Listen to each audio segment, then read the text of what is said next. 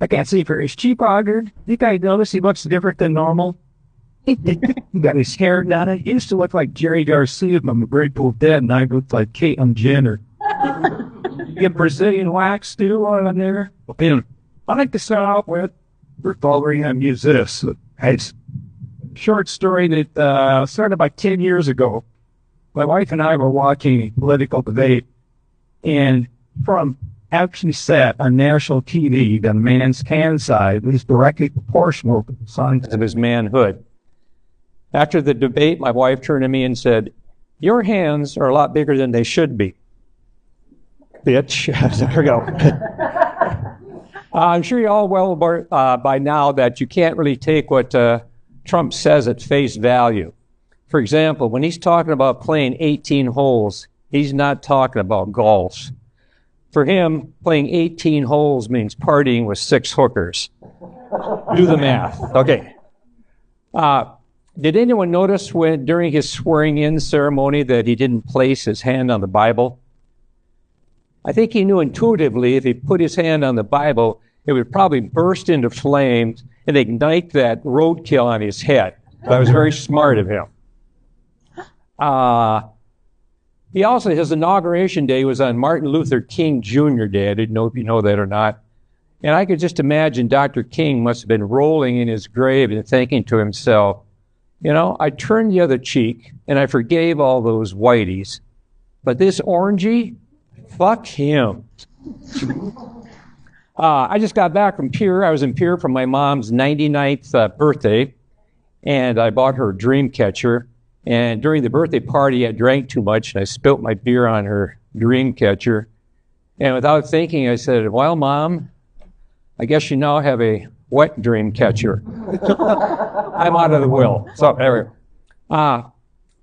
After too much Jesus juice, Mom decided to tell everybody that for her 100th birthday that she wanted to look younger. And she was going to get plastic surgery. Specifically, she was going to get an eye job, and a nose job, and a neck job, which I'd never heard of. Okay, Mom, great. So I was sitting next to her former priest, and this elderly gentleman, quite elderly, he had very young-looking hands. And without thinking, I said, "Father, did you get a hand job?" I'm going to hell. Now, growing old is hell.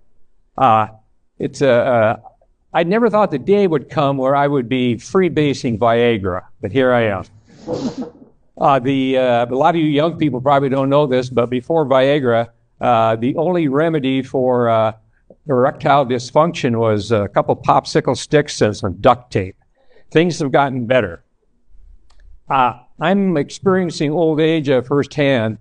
50 years ago, when I was 24, I got a brown belt in judo.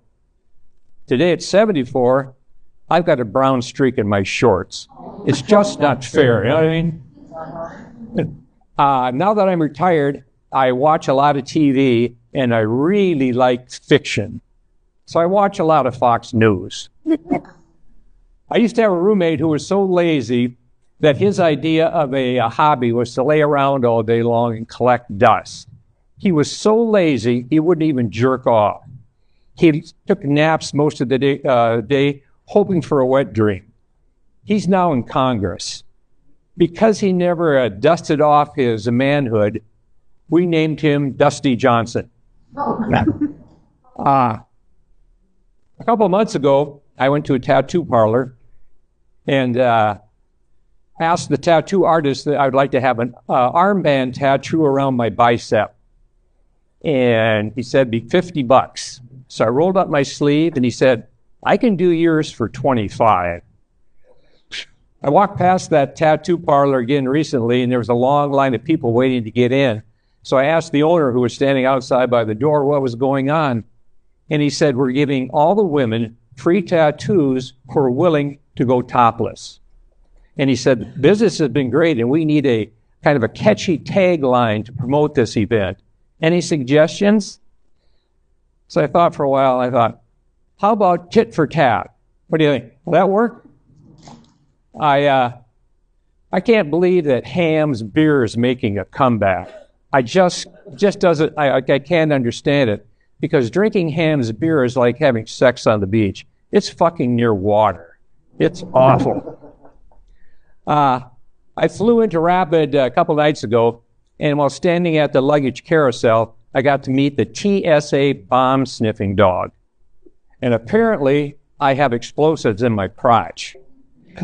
You know, the dog ain't wrong, but when I told my wife that a bomb-sniffing dog had stuck its nose in my crotch because apparently it thought that it had detected an explosive device, she said, "Are you sure it wasn't a cadaver dog?"